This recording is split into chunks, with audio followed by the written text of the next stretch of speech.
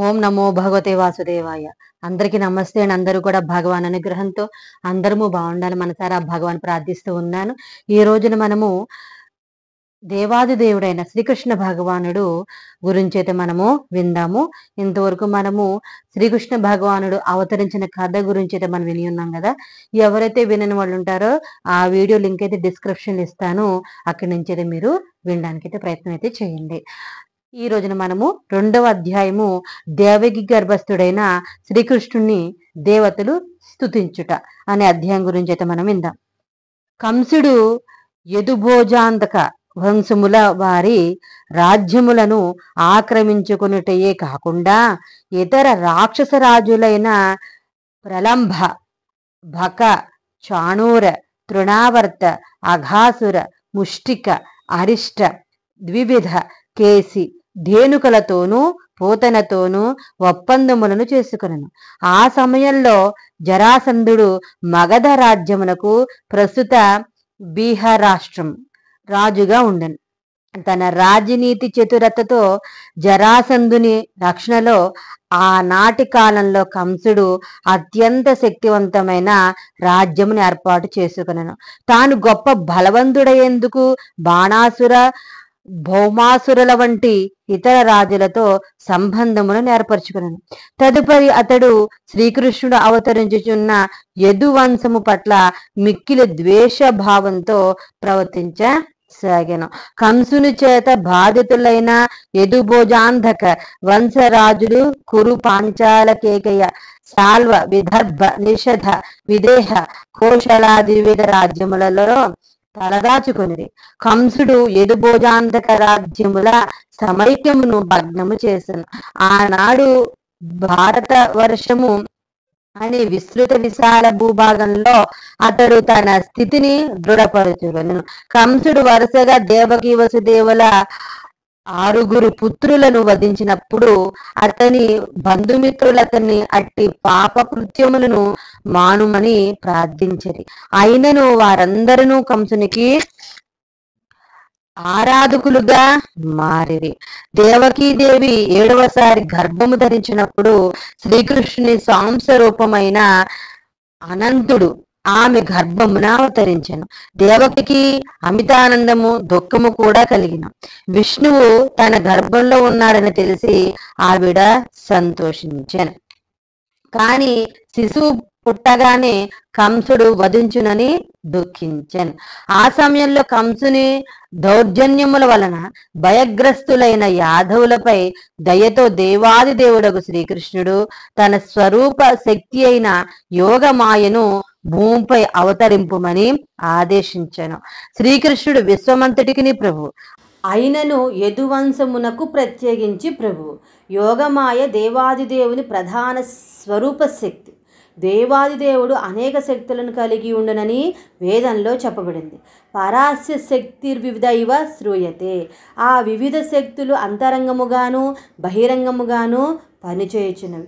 ఈ శక్తులన్నింటికి యోగమాయ ప్రధాన అధికారిణి. నిరంతరము అందమైన గోవులతో అలంకరింపబడి కలకల్లాడు వృందావనంలోని వ్రజభూమిలో జన్మింపుమని శ్రీకృష్ణుడు యోగమాయను ఆజ్ఞాపించెను. వసుదేవుని భార్యల్లో ఒకరైన రోహిణి కంసునికి భయపడి యశోదానంద మహారాజుల ప్రాసాదంలో నివసించుచూ ఉండెను. రోహిణి మాత్రమే కాకుండా కంసుని దుష్కృత్యములకు భీతిల్లిన పలువురు యదువంశీయులు దేశమంతటను చల్లాచెదురై నివసించసాగిరి. వారిలో కొందరు కొండ గుహల్లో కూడా తలదాచుకునిరి. దేవాదిదేవుడు యోగమాయతో ఈ విధంగా పలికెను. దేవకీ వసుదేవులు కంసుని నిర్బంధంలో ఉన్నారు. ప్రస్తుతము నా స్వాంసరూపమైన శేషుడు దేవకీదేవి గర్భంలో ఉన్నాడు.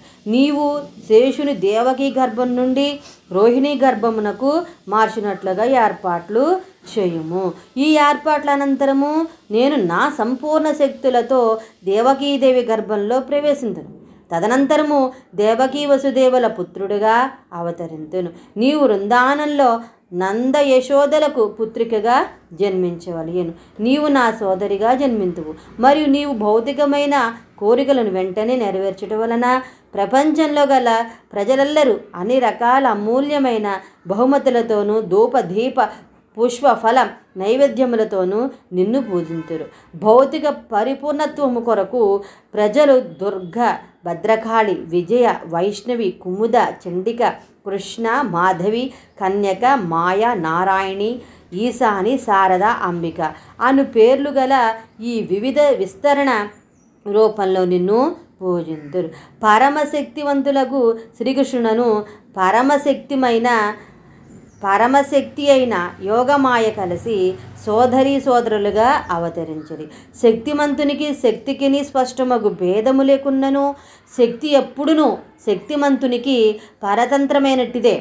భౌతికవాదులు శక్తిని ఆరాధింతురు, ఆధ్యాత్మికవాదులు శక్తిమంతుని ఆరాధింతురు. శ్రీకృష్ణుని పరమశక్తివంతుడు. ఈ భౌతిక ప్రపంచంలో దుర్గా పరమశక్తి. నిజానికి వైదిక సంస్కృతిని పాటించువారు శక్తిమంతుని మరియు శక్తిని ఆరాధింతురు. విష్ణు ఆలయములు, దేవి ఆలయములు లక్ష కొలది కలవు. కొన్నిసార్లు వారిరువురును ఏకకాలంలోనే ఆరాధించబడుతూ ఉంటారు. శక్తిని దుర్గను లేక శ్రీకృష్ణుని బహిరంగ శక్తిని ఆరాధించువారు అన్ని రకాల భౌతిక విజయాలను అత్యంత సులభంగా సాధింపవచ్చును. కానీ ఆధ్యాత్మికోన్నతిని పొందగోరువారు కృష్ణ చైతన్యముతో శక్తిమంతుని ఆరాధించలేను. దేవకీదేవి గర్భంలో గల తన స్వాంశరూపమైన అనంతశేషుడు బలవంతముగా రోహిణి గర్భమునకు ఆకర్షించుట చేత సంకర్షుడని విఖ్యాతుడగునని సకల ఆధ్యాత్మిక శక్తులను నిధానమొగుట వలన బలుడు అని దాని చేత అత్యున్నతమైన జీవితానందమును పొందగలుగుతున్నను రమణ అని పిలువబడునని శ్రీకృష్ణుడు యోగమాయకు తెలిపాను. కాబట్టి స్వాంశస్వరూపమైన శేషుడు అవతరించినప్పుడు సంకర్షునిగా లేక బలరాముడిగా వ్యవహరింపబడును. ఉపనిషత్తుల్లో నాయమాత్మ బలహీన నేన లభ్య అని చెప్పబడింది. ఎవరును బలరాముని అనుగ్రహము లేకుండా ఏ విధమగు ఆత్మ సాక్షాత్కారమును పొందజాలరని దీని భావం. బల అనగా శారీరక బలము కాదు. శారీరక బలంతో ఎవ్వరునూ ఆధ్యాత్మిక పరిపూర్ణత్వమును సాధించలేరు. బలరాముడు కూడా సంకర్షుడు అనుగ్రహించు ఆధ్యాత్మిక బలము కావలేను. సకల గ్రహములను వాని విభిన్న స్థానములో భరించువాడు శేషుడు. ఈ భరణశక్తి భౌతికంగా గురుత్వాకర్షణ శక్తిగా పిలువబడుతుంది. కానీ నిజానికి ఇది సంకర్షణ శక్తియే. బలరాముడు లేక సంకర్షుడు ఆధ్యాత్మిక శక్తి లేక ఆది గురువు కనుక బలరాముని అవతారమైన నిత్యానంద ప్రభు ఆది గురువు. ఆధ్యాత్మికాచార్యులు ఈ నిత్యానంద ప్రభువే బలరాముని అవతారంలో వచ్చారన్నమాట. ఆధ్యాత్మికాచార్యుడు ఆధ్యాత్మిక శక్తిని సమకూర్చు దేవాది దేవుడగు బలరాముని ప్రతినిధి. అంతేకాకుండా ఆధ్యాత్మికాచార్యుడు కృష్ణానుగ్రహ స్వరూపమని శ్రీ చైతన్య చరితామృతంలో కూడా ధృవీకరించబడింది. ఈ విధంగా దేవాది దేవుని చేత ఆదేశింపబడిన యోగమాయ ఆయనకు ప్రదక్షిణం చేసి ఆయన ఆజ్ఞానుసారము భౌతిక ప్రపంచంలో అవతరించను. సర్వశక్తివంతుడైన దేవాది దేవుని సర్వశక్తిమంతురాలైన యోగమాయ శేషుని దేవకీ గర్భం నుండి రోహిణి గర్భమునకు మార్చినప్పుడు దేవకి మరియు రోహిణి యోగమాయ ప్రభావంతో ఉండిరి. యోగమాయను యోగ నిద్ర అని కూడా పిలుచుదురు. ఇట్లు జరిగినప్పుడు దేవకి 7వ గర్భం విచ్ఛిన్నమైనదని ప్రజలు భావించిరి. ఈ విధంగా బలరాముడు దేవకీ పుత్రుడైనను రోహిణీ పుత్రుడిగా జన్మించేలా ఆవిడ గర్భమునకు మార్చబడెను. ఈ ఏర్పాటు జరిగిన పిదప శుద్ధ భక్తులను రక్షించుటకు సద్వారా సంసిద్ధముగా ఉండు దేవాది దేవుడు శ్రీకృష్ణుడు సృష్టికంతటిని ప్రభువుగా తన సంపూర్ణ శక్తులతో వసుదేవుని హృదయంలోకి ప్రవేశించాను. శ్రీకృష్ణుడు మొట్టమొదట వసుదేవుని పవిత్ర హృదయంలో నెలకొని తదుపరి దేవకీ హృదయములోకి పంపబడినని మనము ఈ సందర్భంలో గ్రహించలేను. ఆయన దేవకీ గర్భమున వసుదేవుని వీర్యం ద్వారా ప్రవేశించలేదు. దేవాది దేవుడు తన అనూహ్యమగు శక్తి చేత ఈ విధంగానైనను అవతరించగలడు. ఆయనకు సాధారణ పద్ధతిలో స్త్రీ గర్భాశయంలో వీర్య నిక్షేపము కారణం చేత జన్మించిన అవసరం లేదు. దేవాది దేవుని తన హృదయంలో నిలుపుకొనిన వసుదేవుడు సామాన్య జనులు భరించలేనంత ఉజ్వలముగా ప్రకాశిస్తున్న సూర్యుని వలె తోచెను. వసుదేవుని నిష్కల్మషమైన హృదయంలో నెలకొలిన భగవాని స్వరూపము శ్రీకృష్ణుని మూల స్వరూపము కన్నను భిన్నము కాదు. శ్రీకృష్ణుని స్వరూపము ఎక్కడైనను ముఖ్యంగా హృదయంలో గోచరమొకటను ధామము అంటారు. ధామము అనేది శ్రీకృష్ణుని రూపమునే కాకుండా ఆయన నామమును, గుణములను, సాధన సంపత్తులను కూడా సూచించును. అవన్నీ ఆయనతో పాటే ఏకకాలమున ప్రకటమగును. ఈ విధంగా దేవాది దేవుని శాశ్వత రూపము సంపూర్ణ శక్తులతో సహా వసుదేవుని హృదయము నుండి దేవకీదేవి హృదయమునకు పంపబడిన. అస్తమిస్తున్న సూర్యుని కిరణములు తూర్పును ఉదయిస్తున్న పున్నమి చంద్రునికి సంక్రమించినట్లు తోచెను. దేవాది దేవుడుకు శ్రీకృష్ణుడు సామాన్య జీవుని పరిస్థితులకు అతీతుడిగా వసుదేవుని శరీరం నుండి దేవకీదేవి శరీరంలోకి ప్రవేశించారు. శ్రీకృష్ణుడు అక్కడ ఉన్నప్పుడు ఆయన స్వాంసావతారములకు నారాయణుడు, నృసింహుడు, వరాహుడు మున్నగు అవతారములు కూడా ఆయనలోనే ఉండునని వారు భౌతిక ప్రపంచ పరిస్థితులకు ఆధీనులు కారని గ్రహించవలేను. ఈ విధంగా దేవకీదేవి అద్వితీయుడు, సకల సృష్టికారకుడైన దేవాది దేవునికి ధామము అయ్యను. దేవకీదేవి పరమ సత్యమునకు ఆవాసమైనను కంసుని భవనములో ఉండుట చేత నివురుగప్పిన నిప్పువలే నిరుపయోగమైన విద్య వలె కనిపించను. కుండలో కానీ కుప్పెలో కానీ ఉన్న నిప్పు కాంతి కిరణములను అంతగా ప్రసరింపజాలదు. ఆ విధంగానే సాధారణముగా జనులకు ఉపయోగపడకుండా దురుపయోగమైన జ్ఞానమును అంతగా హర్షించుము.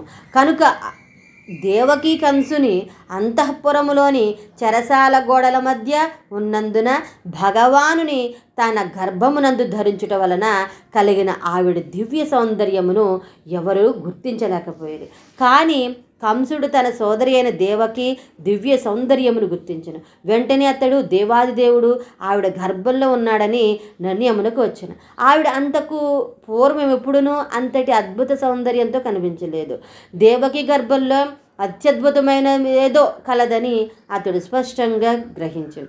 ఈ విధంగా కంసుడు కలత చెందాడు. దేవాది దేవుడు భవిష్యత్తులో తనను సంహరించుట కొరకై అతడిప్పుడు దిగి వచ్చిన నిశ్చయించుకున్నాను. కంసుడిట్లు భావించసాగిన దేవకీదేవి ఏమి చేయలేదు. ఆవిడ గర్భంలో విష్ణువు లేక శ్రీకృష్ణుడు ఖచ్చితంగా కలడు. శ్రీకృష్ణుడు దేవతల కార్యమును నిర్వర్తించుటకు ఖచ్చితంగా వచ్చి ఉండును. నేను ఆమెను వెంటనే వధించినను ఆయన కర్తవ్యం విఫలము కాదు. విష్ణు ఉద్దేశములను ఎవ్వరూ నిష్ఫలము చేయజాలరని కంసుడు స్పష్టంగా ఎరుగును. భగవత్ నియమములను తప్పించుకోలేమని వివేకము కలవారైనను గ్రహించగలరు. రాక్షసులెన్ని ఆటంకమును కలిగించినను దేవాది దేవుని ఉద్దేశము నెరవేరు తీరును. కంసుడు ఇంకనూ ఇట్లు భావించను, ఈ క్షణంలో నేను దేవకిని వధించినచో విష్ణువు తన పరమ సంకల్పమును తీవ్రతరము చేయను. ఇప్పుడే దేవకిని వధించుట అత్యంత ఘోరమైనట్టి పని. ఎంతటి అసంబద్ధ పరిస్థితిలోనూ ఎవడనూ తన పేరు ప్రఖ్యాతులు నాశనం చేసుకున్నాడు. నేనిప్పుడు దేవకిని వధించినచో నా కీర్తి కళంకితమగు. దేవకి స్త్రీ మరియు నా ఆధీనంలో కలదు, అందులోనూ గర్భిణి. ఆమెను చంపినచో నా కీర్తి, నా పుణ్య కర్మ ఫలములు, నా ఆయుష్ వెంటనే క్షీణించును. ఆయన ఇంకనిట్లా భావించను.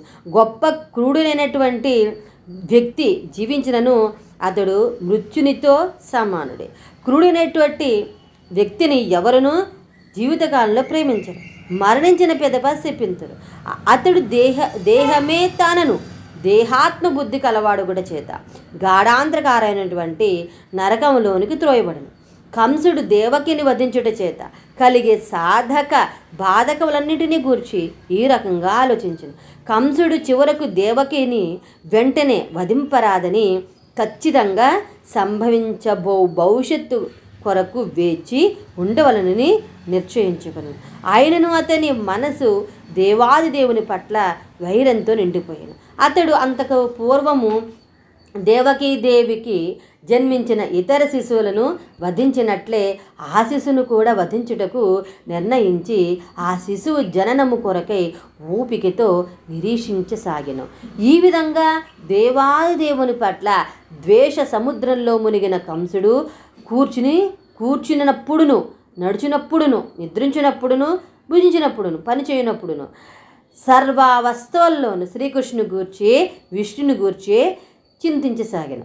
అతని మనస్సు దేవాది దేవుని పైననే విశేషంగా లీనమైనందున అతడు పరోక్షంగా శ్రీకృష్ణునే, విష్ణువునే తన చుట్టూ చూలగడుగుతూ ఉండను. అతని మనస్సు విష్ణు చింతనలో నిమగ్నమైనప్పటికీ దురదృష్టవశాత్తు శ్రీకృష్ణు శత్రువుగా భావించుట చేత అతడు భక్తుడిగా పరిగణించబడలేదు. మహాభక్తుని మనస్థితి నిరంతరము శ్రీకృష్ణుల్లో లీనమొకటే. భక్తుడు దేవాదేవుని గురించి అనుకూలంగా స్మరించవలేను, అంతేగాని ప్రతికూలంగా కాదు. శ్రీకృష్ణునికి అనుకూలంగా చింతించుట కృష్ణ చైతన్యము, ప్రతికూలంగా చింతించుట కృష్ణ చైతన్యము కాదు. ఆ సమయంలో బ్రహ్మదేవుడు, పరమశివుడు, నారదాది మహర్షులను, పెక్కుమంది దేవతలను అదృశ్యముగా కంసుని భవనములో ప్రకటితమైంది. వారు భక్తులకు ప్రీతికరములు. వారి కోరికలను తీర్చినట్టి ప్రత్యేక స్థుతులలో దేవాది దేవుని స్థుతించసాగారు. వారి స్థుతుల్లోని తొలి వాక్యముల్లో దేవాది దేవుడు తన ప్రతిజ్ఞకు కట్టుబడినని వారు అతన్ని అభినందించరు. భగవద్గీతలో 4వ అధ్యాయంలో 8వ శ్లోకంలో చెప్పినట్లు దుష్ట శిక్షణకును శిష్ట రక్షకును శ్రీకృష్ణుడు ఈ భౌతిక ప్రపంచంలో అవతరించును. అదియే అతని ప్రతిజ్ఞ. ఈ ప్రతిజ్ఞా నిర్వహణ కొరకై భగవానుడు దేవకీదేవి గర్భాన ప్రవేశించినని దేవతలు గ్రహించిరి. భగవానుడు తన కర్తవ్యమును నెరవేర్చుటకు భూమిపై అవతరిస్తున్నాడని దేవతలు సంతోషింపబడిరి. దేవతలు ఆయనను సత్యం పరం లేదా పరమసత్యంగా వర్ణించి స్తుతించిరి. ప్రతి ఒక్కరూ సత్యమును అన్వేషించుదురు, అది జీవితంలో తాత్విక మార్గం. శ్రీకృష్ణుడు పరమసత్యమని దేవతలు తెలుపుతూ ఉన్నారు. పరిపూర్ణ కృష్ణ చైతన్యవంతుడైన వ్యక్తి పరమసత్యమును సాధించును. శ్రీకృష్ణుడే పరమసత్యం. ఎందుకనగా అలౌకిక సత్యమునకు విరుద్ధంగా త్రికాలముల్లోనూ ఆయన ఎల్లప్పుడూ సత్యం. భూత, వర్తమాన, భవిష్యత్తు కాలముగా విభజింపబడింది. శ్రీకృష్ణుడు సర్వదా అనగా భూత, వర్తమాన, భవిష్యత్తుల్లో సత్యం. భౌతిక ప్రపంచంలో కాలపురుషుడు భూత, వర్తమాన, భవిష్యత్ క్రమంలో ప్రతి వస్తువును నియంత్రిస్తూ ఉన్నాడు. శ్రీకృష్ణుడు సృష్టికి పూర్వము కలడు. సృష్టి జరిపిన పిదప సృష్టి అంతటా ఆశ్రయించి ఉన్నాడు. సృష్టి లయము చెందిన తరువాతను శ్రీకృష్ణుడు నిలిచి ఉండను. కనుక సర్వావస్థల్లోనూ ఆయనయే పరమసత్యం. ఈ భౌతిక ప్రపంచంలో ఏదైనాను సత్యం ఉన్నచో అది పరమసత్యమగు శ్రీకృష్ణుడియే ప్రకటమగును. భౌతిక ప్రపంచంలో ఏదైనాను సంపదనున్నచో దానికి కారణము శ్రీకృష్ణుడే. ఈ భౌతిక ప్రపంచంలో ఏదైనాను కీర్తి నొందినచో ఆ కీర్తికి కారణము శ్రీకృష్ణుడే. ఈ భౌతిక ప్రపంచంలో బలమేదైనా ఉన్నచో ఆ బలమునకు కారణము శ్రీకృష్ణుడే. ఈ భౌతిక ప్రపంచంలో వివేకము, విద్య ఉన్నచో ఆ వివేకమునకు, విద్యకు కారణము శ్రీకృష్ణుడే. కనుక శ్రీకృష్ణుడే లౌకిక సత్యములకు అన్నింటికి మూలం. భూమి, జలము, అగ్ని, వాయువు, ఆకాశము అను పంచభూతములతో ఈ భౌతిక ప్రపంచము రూపొందింది. ఈ 5 భూతములను శ్రీకృష్ణుడి నుండి వెలువడినవి. మూల పంచభూతములు వ్యక్తమైన భౌతిక ప్రపంచమునకు కారణమని భౌతిక విజ్ఞాన శాస్త్రజ్ఞులు అంగీకరించరు. కానీ ఈ పంచభూతములు స్థూల సూక్ష్మ రూపంలో శ్రీకృష్ణుని చేతనే సృష్టింపబడుచు ఉన్నవి. ఈ భౌతిక ప్రపంచంలో జీవులందరూ శ్రీకృష్ణుని తటస్థ శక్తి చేత సృష్టింపబడుచు ఉన్నారు. ఈ సృష్టి సమస్తము శ్రీకృష్ణుని ఉన్నత మరియు న్యూన్యశక్తుల సమ్మేళనమని భగవద్గీతలోని 7వ అధ్యాయంలో స్పష్టంగా తెలుపబడింది. జీవుల ఆయన ఉన్నత శక్తి మరియు నిర్జీవమైన భౌతిక పదార్థములు ఆయన న్యూన శక్తి అవ్యక్త స్థితిలో ప్రతి వస్తువు శ్రీకృష్ణులోనే. దేవాది దేవుడైన శ్రీకృష్ణుని భౌతిక సృష్టిని పరిశీలించి దేవతలు సగౌరవంగా అతన్ని స్తుతించసాగిరి. ఈ భౌతిక సృష్టి ఎట్టిది? ఇది ఒక వృక్షం వంటిది. వృక్షము భూమిపై ఉండును. ఆ విధంగానే భౌతిక ప్రపంచము అని వృక్షము, భౌతిక ప్రకృతి అని పీఠంపై కలదు. ఈ భౌతిక ప్రపంచమునకు వృక్షముతో పోల్చుదురు. ఎందుకనగా వృక్షము కాలక్రమంలో చివరకు నరికివేయబడును. వృక్షం అనగా చివరకు నరికివేయబడు వస్తువు అని అర్థం. కనుక భౌతిక ప్రపంచమును వృక్షము పరమసత్యంగా అంగీకరింపదు. భౌతిక సృష్టిపై కాల ప్రభావం పడును. కానీ శ్రీకృష్ణుని దేహము శాశ్వత మూల అంటే కాల ప్రభావమునకు అతీతం. ఆయన ఈ భౌతిక ప్రపంచమునకు పూర్వము కలడు. భౌతిక సృష్టి కొనసాగుతున్నప్పుడు ఆయన కలడు. ఈ భౌతిక సృష్టి లయము చెందిన పిదప కూడా ఆయన శాశ్వతుడు. కనుక శ్రీకృష్ణుడే పరమసత్యంగా అంగీకరించవలెను. భౌతిక ప్రపంచ వృక్షము భౌతిక ప్రకృతి పీఠముపై కలదను ఉదాహరణను కఠినోపనిషత్తు కూడా తెలుపుతుంది. ఈ వృక్షమునకు సుఖ దుఃఖములను 2 ఫలములున్నవి. దేహము అను వృక్షంపై నివసించువారు 2 పక్షులు వంటివారు. ఒక పక్షి సర్వాంతర్యామైన శ్రీకృష్ణుడు పరమాత్మగా పిలువబడును. రెండవది జీవుడు. జీవుడు భౌతిక ప్రపంచ ఫలములను భుజిస్తూ ఉన్నాడు. అతడు ఒకప్పుడు సుఖము అను ఫలమును భుజిస్తూ ఉన్నాడు, మరొకప్పుడు దుఃఖం అను ఫలమును భుజించను. కానీ రెండవ పక్షి స్వయం సంతృప్తము. కనుక సుఖ దుఃఖములనే ఫలములను భుజించుటలో ఆసక్తిని కనబరచదు. వృక్షమాను శరీరంలో నివసించి ఒక పక్షి పండ్లను భుజించునని, రెండవది ఊరక సాక్షిగా చూచుచుండునని కఠోపనిషత్తు తెలుపుతుంది. ఈ చెట్లు వేళ్ళు 3 వైపులా వ్యాపించి ఉన్నాయి. అనగా ఈ చెట్టు వ్రేళ్ళు భౌతిక సంబంధమైన సత్వ రజస్తమో మనస్సులు త్రిగుణములు. చెట్లు వేళ్ళు విస్తరించినట్లే భౌతిక స్వభావములైన సత్వ రజస్తమో గుణముల సంబంధము చేత వ్యక్తి తన భౌతిక జీవిత పరిధిని పొగిడించుకునేను. పండ్ల రుచులు ధర్మార్థ కామ మోక్షములని 4 రకములు. జీవులు సత్వరజస్తమో గుణముల యొక్క విభిన్న కలయికల చేత భిన్నములగు ధర్మార్థ కామ మోక్షములను చవిచూస్తూ ఉన్నారు. నిజానికి భౌతికమైన కార్యములన్నీ తమోగుణము చేతనే జరుగును, కానీ త్రిగుణములు కావు. త్రిగుణములు కలవు. కనుక కొన్నిసార్లు సత్వరజస్తమో గుణములు తమో గుణములను కప్పివేయను. భౌతిక ఫలములు రుచి పంచేంద్రియముల ద్వారా గ్రహింపబడును. మనము జ్ఞానమును సంపాదించు పంచేంద్రియములు శోకము, భ్రమ, అంగవైకల్య, జర, మరణ, ఆకలి దప్పులను 6 దుఃఖములకు లోబడి ఉండను. ఈ భౌతిక దేహము చర్మము, కండ, రక్తము, మాంసము, ఎముకలు, కొవ్వు అను 7 అంశములతో కప్పబడింది. ఈ వృక్షమునకు శాఖలు 8. అవి పృథ్వీ, జలము, అగ్ని, వాయువు, ఆకాశము, మనస్సు, బుద్ధి, అహంకారములు. ఈ దేహంలో 9 ద్వారములు కలవు. అవి 2 కళ్ళు, 2 నాసిక పుటములు, 2 చెవులు, 1 నోరు, పాయుపస్థములు. ఈ దేహంలో ప్రాణ, అపాన, ఉదాన, వ్యాన, సమానాదులు అను 10 అంతర్వాయువులు సంచరిస్తున్నాయి. ఈ చెట్టుపై నివసిస్తున్న 2 పక్షులను పైన వివరించినట్లు జీవుడు మరియు సర్వాంతర్యామి అయిన పరమాత్మ. భౌతిక ప్రపంచమునకు గల మూల కారణము దేవాది దేవుడని ఇక్కడ వర్ణించబడినది.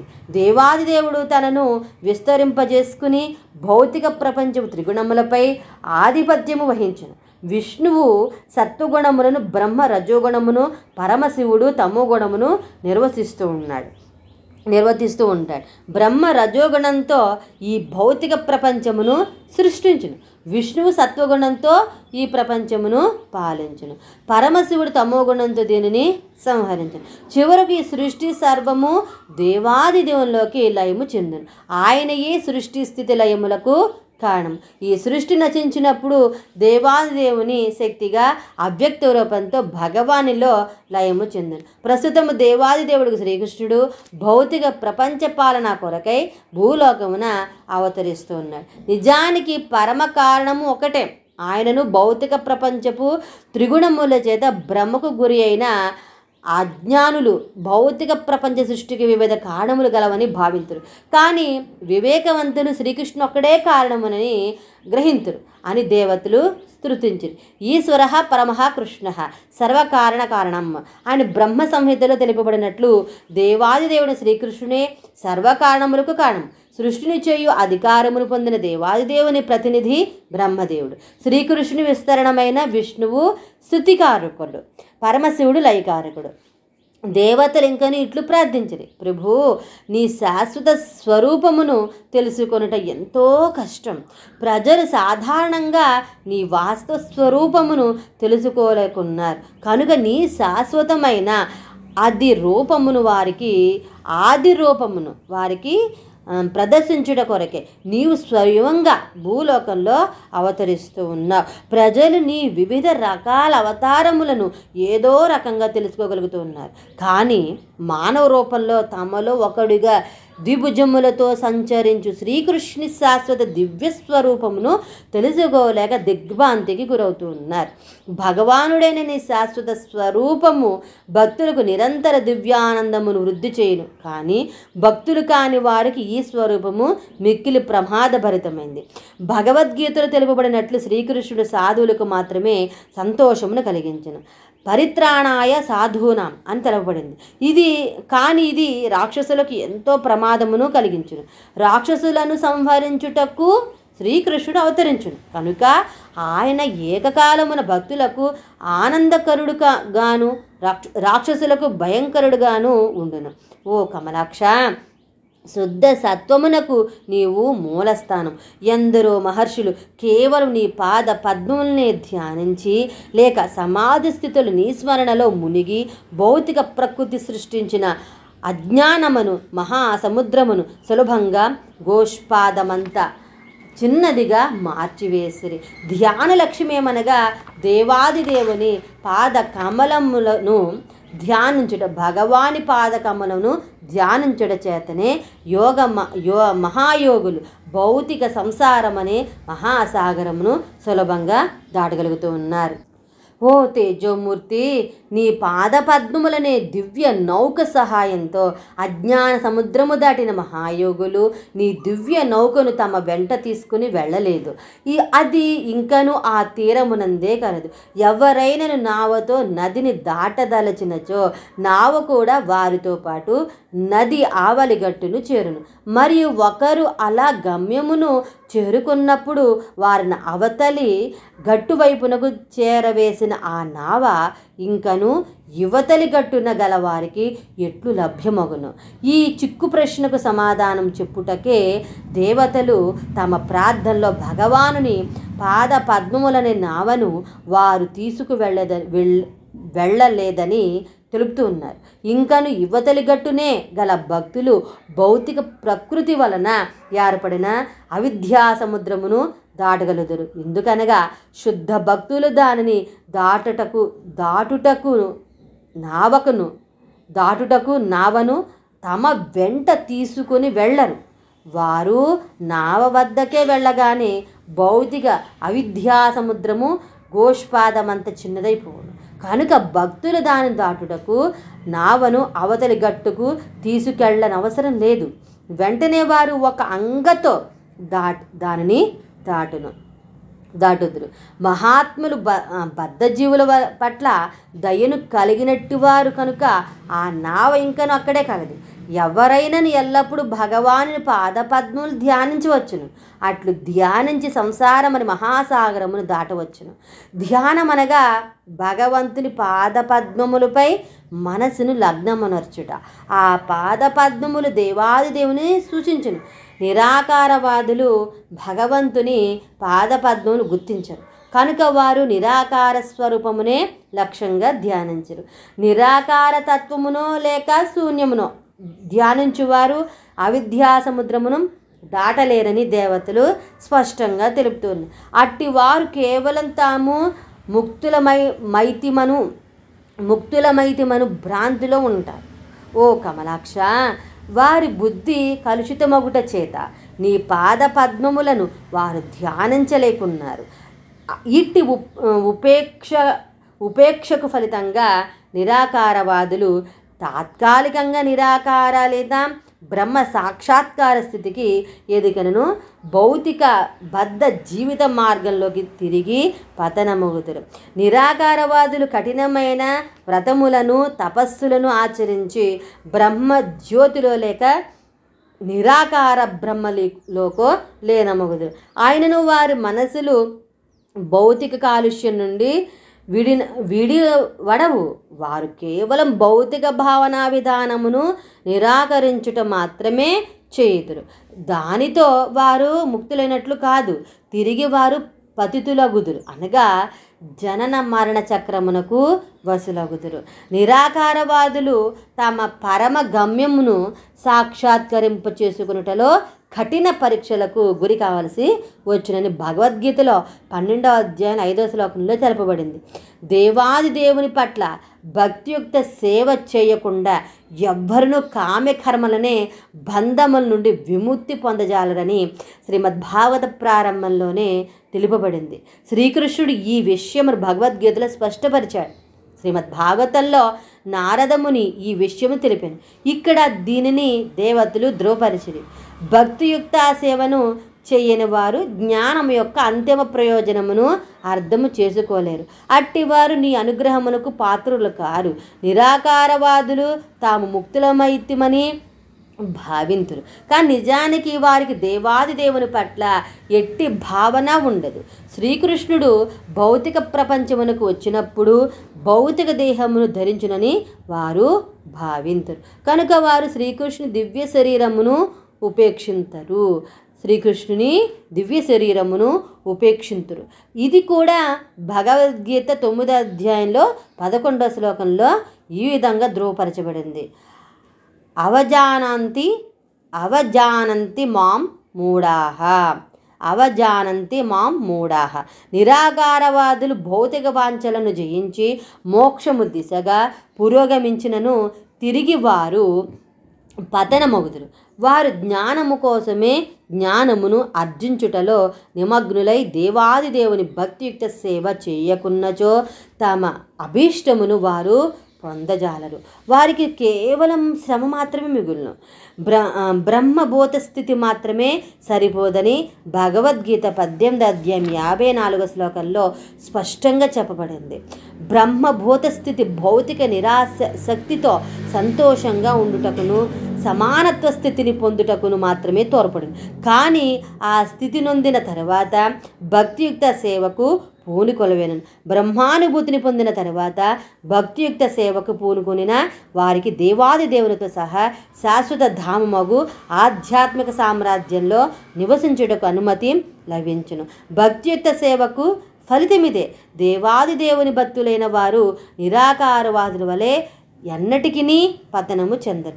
ఒకవేళ భక్తుడు పతనము చెందినను వారు భగవంతునితో ప్రేమానుబంధమును కలిగి ఉంటారు. భక్తియుక్త సేవా మార్గంలో ఎదురయ్యే అన్ని రకాల ఎదుర్కొని స్వతంత్రముగా నిర్భయంగా వారు వాటిని అధిగమించగలుగుదురు. తాము శరణాగతులగుట చేత శ్రీకృష్ణుడు తమను నిరంతరం రక్షించునునని వారు నిశ్చింతగా ఉంటారు. నమే భక్త ప్రణశ్యతి. నా భక్తులు ఎన్నడూ నశింపరని శ్రీకృష్ణుడు భగవద్గీతలో 9వ అధ్యాయంలో 31లో వాగ్దానం చేశాను. దేవతలు ఇంకను ఈ విధంగా ప్రార్థించరు. ప్రభు, నీవు ఈ భౌతిక ప్రపంచంలోని సమస్త జీవుల కళ్యాణం కొరకై నీ విశుద్ధ సత్వమైన స్వయం స్వరూపంతో అవతరించితివి. నీ అవతారము ఆధారంగా అందరూ దేవాది దేవుడైన నీ స్వరూప స్వభావములను సులభంగా అర్థము చేసుకోగలుగుతారు. సమాజ వ్యవస్థలోని 4 ఆశ్రమముల వారును బ్రహ్మచారులు, గృహస్థులు, వానప్రస్థులు, సన్యాసులు నీ అవతారం వలన ప్రయోజనమును పొందగలరు. ప్రభు లక్ష్మీపతి, నీ సేవలో నిమగ్నులైనట్టి భక్తులు నిరాకారవాదుల వలె తమ ఉన్నత స్థితి నుండి ఎన్నడూ పతితులు కారు.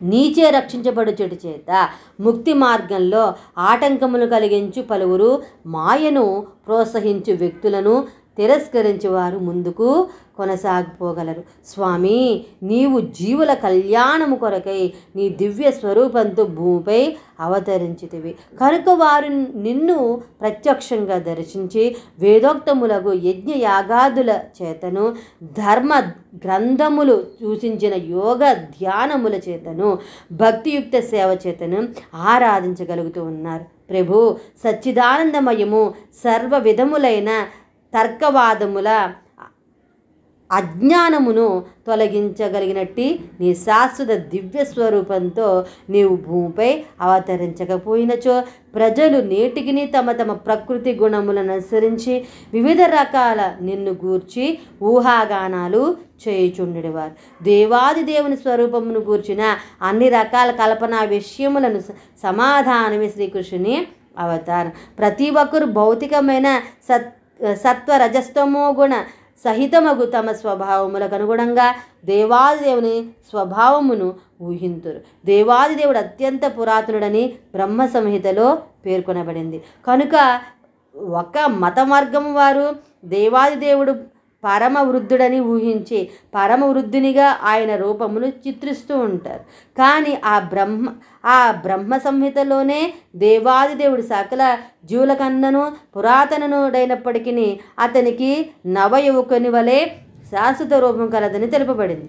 ఈ సందర్భంలో శ్రీమద్ భాగవతంలో ప్రయోగింపబడిన ప్రత్యేక పదములు విజ్ఞానం, అజ్ఞానభిదాపమార్జనం.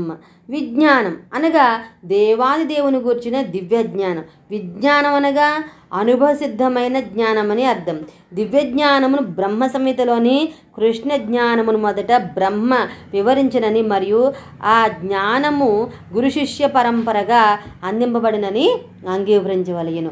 బ్రహ్మ సంహిత ఆధ్యాత్మిక అనుభవంతో బ్రహ్మ సాక్షాత్కరించుకొనిన విజ్ఞానం. బ్రహ్మదేవుడు శ్రీకృష్ణుని దివ్యధాముల్లో జరిగిన కృష్ణలీలను వాటి స్వరూపమును వర్ణించెను. అజ్ఞాన విదాపమార్జనం అను పదము అన్ని రకాల ఊహాగానాలకు సమాధానం. ప్రజలు అజ్ఞానముతో భగవంతుని స్వరూపమును గురించి అనేక విధాలుగా వివరిస్తూ ఉంటారు. కొన్నిసార్లు వారు అతనికి ఆకారం లేదంటారు, మరొకప్పుడు ఆకారం కలదంటారు. కానీ బ్రహ్మ సంహితలోని కృష్ణస్వరూప వర్ణనమే వాస్తవమైన విజ్ఞానం. బ్రహ్మదేవుడు తెలిపిన శాస్త్రీయమైన అనుభవపూర్వకమైనటువంటి జ్ఞానం అది. దానిని శ్రీ కృష్ణ చైతన్య మహాప్రభు కూడా ఆమోదించురనుటలో ఎట్టి సందేహం లేదు. శ్రీకృష్ణుని స్వరూపము, శ్రీకృష్ణుని మురళి, శ్రీకృష్ణుని దేహవర్ణనము ప్రతీది వాస్తవం. విజ్ఞానం అన్ని రకాల తార్కిక జ్ఞానమును ఖండించునని శ్రీమద్భాగవతంలో చెప్పబడింది. కనుక నీవు నిజస్వరూపంలో శ్రీకృష్ణుడిగా అవతరించకపోయినచో అజ్ఞాన విదాపమార్జనం అను పదము కానీ విజ్ఞానం అను పదము కానీ స్పష్టంగా అర్థము కాదు. అజ్ఞానాభిదాపమార్జనం నీ అవతరణతో అజ్ఞానము చేత ఏర్పడిన ఊహాగానాలు అంతరించి బ్రహ్మ వంటి ప్రామాణికుల అనుభవ జ్ఞానము స్థాపించబడును. ప్రకృతి యొక్క సత్వరజస్తమో గుణాల చేత ప్రభావితులకు మానవులు భగవంతుని స్వరూపమును కూడా త్రిగుణములతో కూడినదనేదే ఊహింతురు. ఈ విధంగా భగవంతుని రకరకాలుగా చిత్రించబడును. కానీ నీ అవతరణము, నీ వాస్తవ స్వరూపము ఇది నా స్పష్టము చేయును. నిరాకారాది చేయు పెద్ద పొరపాటు ఏమిటనగా భగవంతుడు భూమిపై అవతరించినప్పుడు సత్వగుణాత్మకవు భౌతిక రూపమును గ్రహించుననుట. నిజానికి శ్రీకృష్ణుని లేక నారాయణుని రూపము భౌతిక భావనకు అతీతము దివ్యమైంది. గొప్ప నిరాకారవాది అయిన శంకరాచార్యులు కూడా నారాయణ పరోవ్యక్తాత్ అని అంగీకరించారు. అనగా ఈ భౌతిక సృష్టికి అవ్యక్తము కారణమని, శ్రీకృష్ణుడు భౌతిక భావనకు అతీతుడని అర్థం. దీనిని శ్రీమద్భాగవతం శుద్ధ సత్వముగా పిలుచుచు ఉన్నది. శ్రీకృష్ణుడు భౌతికమైన సత్వగుణమునకు సంబంధించిన వాడు కాదు. ఈ భౌతిక సత్వగుణమునకు ఆయన అతీతుడు, సచ్చిదానంద దివ్యస్థితికి చెందినవాడు అతడు. ప్రభు, నీవు వివిధ అవతారముల్లో అవతరించినప్పుడు వివిధ పరిస్థితులకు అనుగుణంగా వివిధ నామధేయములను రూపములను గ్రహింతువు. నీవు జగన్మోహనుడవు కనుక నీకు శ్రీకృష్ణుని నామము కలిగిను. నీవు దివ్య సుందర విగ్రహుడవు కనుక శ్యామ సుందరుడిగా పిలువబడుతున్నావు. శ్యామ అనగా నల్లనివాడు. అయినను నీవు సహస్ర మన్మథ కన్నకను సహస్ర మన్మథుల కన్నను సుందరుడు అని అంటారు. కందర్పకోటి కమనీయ విశేష శోభం. నీవు నీలమేఘ సదృశ వర్ణంతో అంతరించినను సంపూర్ణ దివ్య స్వరూపుడవు కనుక నీ సౌందర్యం మన్మథుని సుకుమార దేహము కన్నను ఎన్నో రెట్లు ఆకర్షణీయమైంది. కొన్నిసార్లు నీవు గిరిధారిగా పిలువబడుతుంటావు. ఎందుకనగా నీవు గోవర్ధన పర్వతమును ఎత్తితివి. నీవు నందమహారాజుకు దేవకీ వసుదేవులకి పుత్రుడివై జన్మించినందున కొన్నిసార్లు నందనందనుడు వాసుదేవుడవు దేవకీ నందుడుగా పిలువబడుతున్నావు. నిరాకారవాదులు నిన్ను భౌతిక దృష్టితో పరిశీలించుట చేత నీ నామధేయములు రూపములు ప్రత్యేక గుణకర్మల వల్ల కలిగినవని వారు భావింతురు. ప్రభు, నీ సమర్గ స్వరూప స్వభావములను లీలలను మానసిక కల్పనతో భావించు మార్గము నిన్ను సరిగా అర్థము చేసుకొను మార్గము కాదు. భక్తియుక్త సేవలో నిమగ్నులైనప్పుడే భక్తులు నీ సంపూర్ణ స్వభావమును దివ్య స్వరూపమును నీ నామ గుణములను అర్థము చేసుకోగలుగుతారు.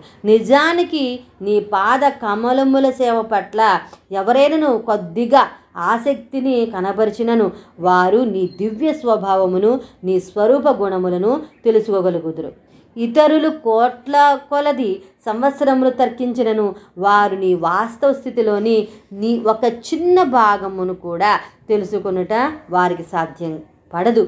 మరోలా చెప్పవలనచో ఆ భక్తులు దేవాది దేవుడు శ్రీకృష్ణుని ఎన్నడూ తెలుసుకోలేరు. ఎందుకనగా యోగమాయ నీ కృష్ణుని నిజ లక్షణములను మరుగుపరుచును. దీనినే భగవద్గీత 7వ అధ్యాయం 25వ శ్లోకంలో చెప్తూ ఉన్నారు. నాహం ప్రకాశ సర్వస్య అని ధృవపరుస్తున్నది. నేను అందరికీ కానీ ఎవరికి కానీ ప్రకటితము కాను అని భగవంతుడు తెలుపుతూ ఉన్నాడు. శ్రీకృష్ణునిగా అవతరించి కురుక్షేత్ర యుద్ధరంగంలో ప్రత్యక్షంగా ఆయన పాల్గొనను. అందరూ ఆయనను దర్శించరు. ఆయనను అందరూ శ్రీకృష్ణుని దేవాది దేవుడిని గ్రహించలేదు. కానీ ఆయన సమక్షమున మరణించిన వారందరూ ఈ భవబంధముల నుండి విముక్తులై ఆధ్యాత్మిక ప్రపంచమునకు తరలించారు. ప్రభు, నిరాకారవాదులను భక్తులు కాని వారును నీ నామము నీ స్వరూపము ఒకటేనని గ్రహించలేరు. భగవంతుడు సంపూర్ణుడు కనుక ఆయన నామమునకు ఆయన వాస్తవ రూపమునకు భేదం లేదు. భౌతిక ప్రపంచంలో నామరూపముల మధ్య భేదం ఉండును.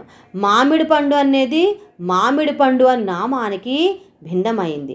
మామిడి పండు మామిడి పండు మామిడి పండు అని జపించినంత మాత్రాన ఎవరు మామిడి పండు రుచిని చవి చూడలేరు.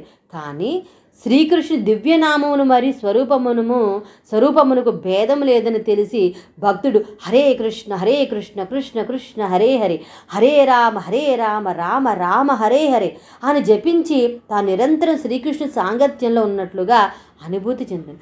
భగవంతుడికి సంబంధించిన పరమ జ్ఞానంలో పూర్తిగా ప్రగతిని సాధించినట్టి వారి కొరకై శ్రీకృష్ణ భగవానుడు తన దివ్యలీలను ప్రదర్శించను. అట్టి వారు భగవాను దివ్యలీలను స్మరించినంతటచే సంపూర్ణ ప్రయోజనమును పొందగలుగుతారు.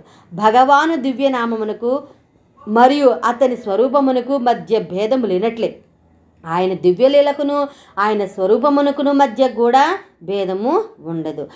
మందమతుల కొరకు స్త్రీ శ్రామిక వైశ్యుల వంటి వారి కొరకు వ్యాస మహర్షి మహాభారతమును రచించను. మహాభారతంలో శ్రీకృష్ణుడు వివిధ లీలను చేయును.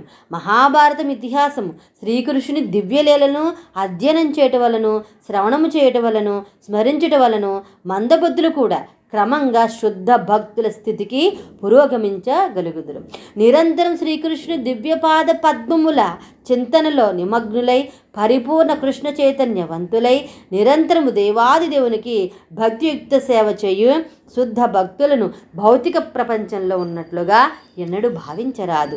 మనోవాక్య కర్మలతో ఎల్లప్పుడూ కృష్ణ చైతన్యంలో నిమగ్నమైనటువంటి వారిని జీవన్ముక్తులుగా భావించవలనని శ్రీల రూపగోస్వామి వివరించిరి.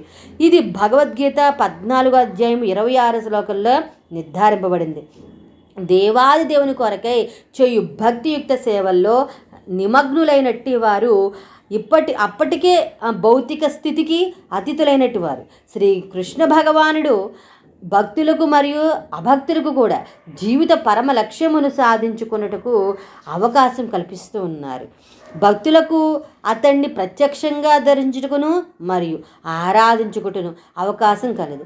భక్తి లేని వారు ఆయన దివ్య లీలలతో పరిచయం పొంది భక్తుల స్థితికి ఎదిగేలా అవకాశమును పొందగలుగుతారు.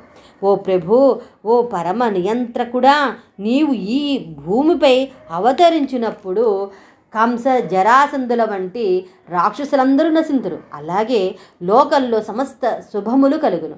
నీవు ఈ భూమిపై నడయాడినప్పుడు ఏర్పడిన పతాక త్రిశూల వజ్ర చిహ్నములను దర్శించినట్టి స్వర్గలోక భూలోక వాసులందరికీ ఆశీస్సులను అనుగ్రహించగలరు. దేవతలు ఇంకను ఇట్లు ప్రార్థించరు, ప్రభు నీవు అజుడవు, కేవలం లీలా వినోదము కొరకై నీవు అవతరింతువు. నీ అవతారమునకు మరొక కారణము కనిపించదు. భగవంతుని అవతారమునకు కారణము పరిత్రాణాయ సాధూనాం వినాశాయ చ దుష్కృతాం అని భగవద్గీతలో చెప్పబడినను. నిజానికి ఆయన భక్తులతో సాంగత్య సుఖము కొరకు అవతరించును, కానీ దుష్టులను నాశనము చేయుట కొరకు కాదు. భక్తులు కాని వారు తమ స్వభావం వలన నశింతురు. భౌతిక ప్రకృతి యొక్క బహిరంగ శక్తికి సంబంధించిన క్రియా ప్రతిక్రియలు, సృష్టి స్థితి లయములు వాటంతట అవే జరుగుతున్నవి. కానీ నీ దివ్య నామము మరియు స్వరూపము భిన్నములు కావు. కనుక నీ దివ్య నామమును ఆశ్రయించుట చేతనే భక్తులు రక్షించబడుదురు.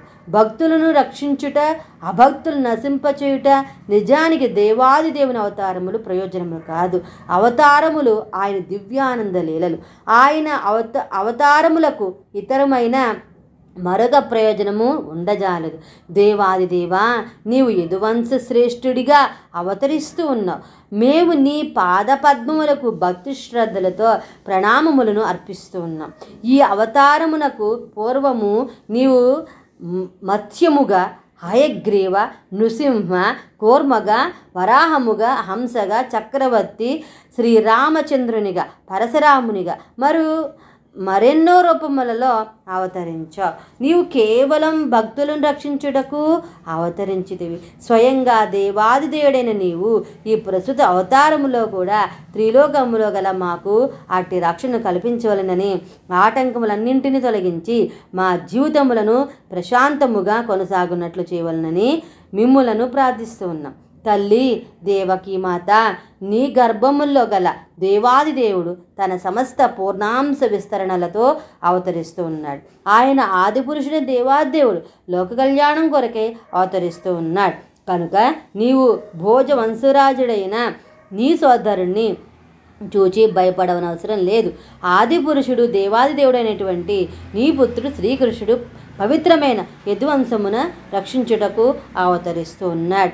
దేవాది దేవుడు ఒంటరిగా కాకుండా తన స్వాంసావతారమైన బలరామునితో సహా అవతరిస్తూ ఉన్నాడు. దేవకి తన సోదరుడైన కంసుని చూచి ఎంతగానో భయపడుచుండు. ఎందుకనగా అతడు ఆమె పుత్రులను చాలామందిని ఇదివరకే వధించను. కనుక శ్రీకృష్ణుని విషయంలో ఆవిడ ఎంతగానో ఆందోళన చెందసాగారు. కంసుడు తన పుత్రుని వధించునని భయపడవలదని దేవతలు పత్ని సమేతులై దేవకీ మాతను తరచుగా దర్శించి ధైర్యము చెప్పినట్లుగా విష్ణు పురాణంలో కలదు. ఆవిడ గర్భంలో గల శ్రీకృష్ణుడు భూభారం తగ్గించుటకు మాత్రమే కాకుండా ప్రత్యేకించి యదువంశ లక్ష్యములను పరీక్షించుటకును దేవకీ వసుదేవులను రక్షించుటకును కూడా అవతరించవలసి ఉన్నది. శ్రీకృష్ణుడు వసుదేవుని హృదయము నుండి దేవకీ హృదయమునకు, దాని నుండి ఆవిడ గర్భమునకు మార్చబడినని తెలుస్తుంది. ఆ విధంగా దేవతలందరూ శ్రీకృష్ణుడి తల్లి అయిన దేవకీ మాతను ఆరాధించిరి. భగవంతుని యొక్క దివ్య స్వరూపమును ఆరాధించిన పిదప బ్రహ్మదేవుడు శివుడు ముందు నడువుగా దేవతలందరూ తిరిగి వారి వారి స్వర్గధామములకు బయలుదేరి. ఈ విధంగా మనము దేవాది దేవుడు శ్రీకృష్ణ భగవానుల్లో దేవకి గర్భస్థుడైన శ్రీకృష్ణుని దేవతలు స్తుతించుట అనే దాని గురించి అయితే మనం విని ఉన్నాం కదా. తర్వాత మనము 3వ అధ్యాయం గురించి అయితే మనం విందాము. శ్రీకృష్ణుని జననం గురించి అయితే మనం విందాము. అంతవరకు స్వస్తి. ఆ భగవాను అనుగ్రహణ మా అందరిపైన ఉండాలని కోరుకుంటూ ఉన్నాను.